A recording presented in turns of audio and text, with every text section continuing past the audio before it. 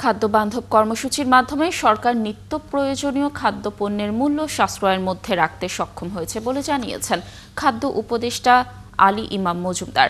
সোমবার রাজশাহী সার্কিট হাউসে রাজশাহী বিভাগের খাদ্য বান্ধব কর্মসূচি ও আমন সংগ্রহ প্রস্তুতি বিষয়ক মতবিনিময় সভায় এসব কথা জানান তিনি বলেন, 4 মাসে এই কর্মসূচি সফলভাবে সম্পন্ন হয়েছে, এটি চলমান থাকবে।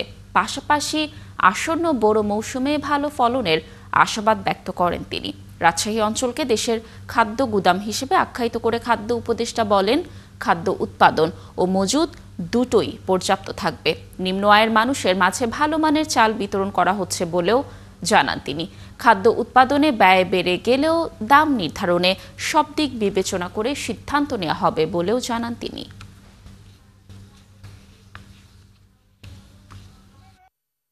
আগামী মধ্য নভেম্বর থেকে আশা করছি মধ্য নভেম্বর থেকে আমরা খাদ্য সংগ্রহ অভিযান যেটা আছে সরকারের আমন, এটা সংগ্রহ অভিযান শুরু করব। এটার বিভিন্ন প্রক্রিয়া সম্পর্কে কিভাবে অভিযানটা সফল করা যায় এ সম্পর্কে এখানে ডিসি এবং জেলা খাদ্য নিয়ন্ত্রকদের সাথে আমরা কথা বলেছি। পারস্পরিক আলোচনার মাধ্যমে আমরা বিভিন্ন সুবিধাগুলি আমরা আলোচনা করেছি।